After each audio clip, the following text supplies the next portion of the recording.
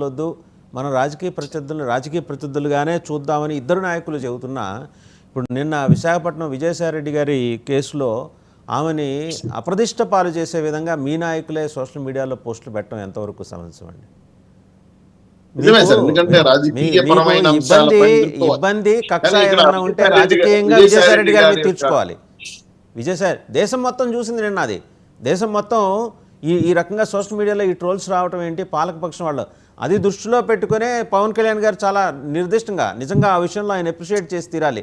Line దాటరు వాళ్ళ కార్యకర్తలు. మరి మీ నాయకులే లైన్ దాటేస్తుంటే ఒక ఆడబిడ్డని ఆమె వ్యక్తిగత కారణాలు అవన్నీ మనకు అనవసరం. వ్యక్తిగత కారణాలు ఆమె విడాకులు తీసుకున్నారు, చెప్పారామా, చెప్పిన తర్వాత బయటకు వచ్చి ఈ విషయం మీద ఎవరో అతను చెప్పాడు, వాళ్ళకేవో ఆస్తిగాదాలు ఉన్నాయని చెప్పాడని హైప్ చేసి కూర్చోబెట్టి మీరు కూడా కామెంట్స్ పెడుతూ సోషల్ మీడియాలో మీమ్స్ చేయటం ఎంతవరకు కరెక్టు? మీకేమి ఆదేశాలు రాలేదు ఇట్లా చేయమాకండి అని? సార్, నాకు తెలిసినంత వరకు మా సోషల్ మీడియా వాళ్ళు తప్పులు చేస్తుంటే ఖచ్చితంగా క్రమశిక్షణ చర్యలు తీసుకుంటాం.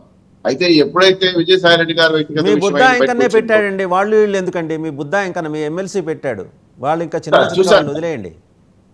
చూశాను సార్, ఎందుకంటే రాజకీయ జీవితాలు వేరు, వ్యక్తిగత జీవితాలు వేరు. అట్లాగే రామారావు గారు అవినీతి గురించి మాట్లాడండి, ఓకే, దాంతో ఇబ్బంది ఏం లేదు. ఆమె చాలా సాధారణ జీవనం నుంచి వాళ్ళ 100 కాసుల బంగారం ఒంటి మీద వేసుకుని తిరుగుతాను, అడగండి, ఓకే. ఇక్కడ ఒక ట్విస్ట్ ఉంది సార్, మీకు అది మీకు చెప్పాలి. ఎందుకంటే మదన్ అనే వ్యక్తి జగన్మోహన్ రెడ్డి గారు వెనకనున్న వ్యక్తి అనే విషయాన్ని గుర్తించాలి. ఈ ట్విస్ట్ మీకు కూడా తెలిసే ఉంటది బహుశా. రాజ్యసభ సభ్యులందరూ కూడా ముక్కుమ్మడిగా వేకే కుంపటి పెట్టాలని, వేరే వాళ్ళతో కలవాలని విజయసాయిరెడ్డి గారు చేస్తున్న కుట్రలో భాగంగా ఇది జగన్మోహన్ రెడ్డి గారు తెలియటంతో పూర్తి స్థాయిలో కేసులు తెచ్చడం కోసం తాడేపల్లి గెస్ట్ హౌస్ నుంచి జరిగిన కుట్ర. ఇది వాస్తవం, మీరు కూడా దాన్ని విశ్లేషించుకోవచ్చు. మీరెలా పడ్డారు ఆ ట్రాప్ లో?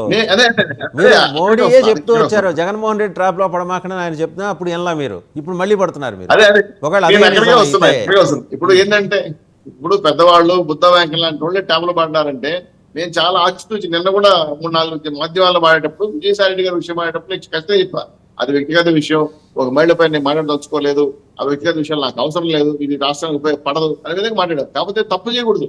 ప్రజా జీవితంలో ఒక నాయకుడు తప్పు చేస్తే విచారణమే, కాబట్టి దాని మీద ఖండించండి, అలాంటి తప్పులు చేయొద్దండి, దాని మీద చర్య తీసుకోండి చెప్పడం. కానీ ఒక ఉద్యోగస్తురాలు లేదంటే ఒక రాజ్యసభ మెంబర్గా ఉండేటప్పుడు వాళ్ళ ఇంటర్నల్ కుట్రలు ఎన్నో ఉంటాయి. ఒకరి మీద తాళ్ళు, ఒకరి కాళ్ళు ఒకరి లాక్కోళ్ళు ఎన్నో ఉంటాయి. కాబట్టి విజయసాయిరెడ్డి గంత గొప్పగా రాజ్యసభ మెంబర్లందరినీ కూడా వేరే దగ్గర తీసుకెళ్లిపోవాలని చేస్తున్న కుట్రలో భాగంగా ఎట్లయినా ఇరికించాలని చెప్పి మదన్ని తీసుకొచ్చి సాక్ష్యాధారాలతో ఆయన ఒక లాయర్ని పట్టుకొచ్చి వీళ్ళందరినీ ప్రెస్ మీట్లు పెట్టారంటే ఈయనకి ధైర్యం ఏమో నాకు అర్థం కాలేదు. కానీ అటువంటి వ్యక్తిగత విషయాలపైన తెలుగుదేశం పార్టీ ఇటువంటి వెళ్ళకూడదు.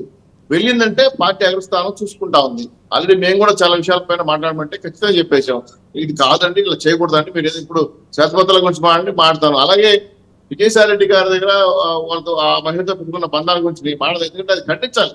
చేసిన తప్పు, అది చేయకూడదు. ఎందుకంటే ప్రజాహితానికి చెప్పండి, అంతేగాని వాళ్ళు ఎక్కడ కలిశారు, ఏ ఊరికి వెళ్ళారు, ఏం తిన్నారు, ఎక్కడ ఉన్నారు, వాళ్ళ ఫోటోలు ఇవన్నీ మార్పింగ్ చేయడం లేదా ఇంకో చెప్పడం అనేది సమంజసం కాదు.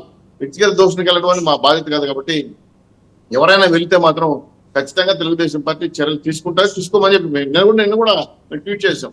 సో ఇవన్నీ పరిస్థితులు ఏంటంటే జనసేన, బీజేపీ, తెలుగుదేశం పార్టీ నాయకులు వార్నింగ్ చాలా క్లియర్ గా ఉన్నారు. వాళ్ళ కింది స్థాయి కార్యకర్తలను అనిత్యం హెచ్చరిస్తున్నారు.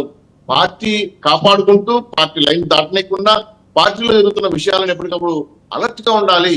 ఈ శత్రువులు వేసే ట్యాప్ లో మనం పడకూడదని పదే మోడీ గారు గతంలో చెప్పారు, బాబు గారు పడ్డారని మళ్ళీ పవన్ కళ్యాణ్ కూడా చెప్పారు. మళ్ళీ ఇప్పుడు పవన్ కళ్యాణ్ గారు, బాబు గారు, లోకేష్ గారు ఇటువంటి విధానాలపైన వెళ్ళకూడదని పదే హెచ్చరిస్తున్నా.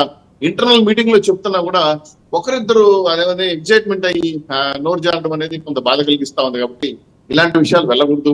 వీళ్ళు గత ప్రభుత్వాలు ఇట్లాంటి అక్రమ సంబంధాలు, నల్ల డబ్బులు, ఆర్థిక నేరాలు, ఆ కబ్జాలు చేసే కదా ఈరోజు ప్రజల్లో వ్యతిరేకత తెచ్చుకున్నారు. మనకెందుకు ఆ పని? మనం 164 సీట్లు ఎందుకు? మనకి బాధ్యత ఇదే ఇంట్రాస్పెక్షన్ మీ నాయకులు మీ నుంచి కోరుకుంటున్నారు. మీ పార్టీ జాతీయ అధ్యక్షులు వారు, ముఖ్యమంత్రి ఇలాంటి ఇంట్రాస్పెక్షన్ మన కార్యకర్తలకి, మనకు లీడర్స్ కావాలని. Let's hope so. మీకు మాదిరి చౌదరి గారు అందరూ మీ వాళ్ళు ఆలోచన చేయాలి. మళ్ళీ మీ దగ్గరకు వస్తా. పూడి తిరుపతిరావు గారు బీజేపీ సీనియర్ నాయకులు, అధికార ప్రతినిధి, వారు కూడా మనతో జాయిన్ అయ్యారు. సో మొత్తం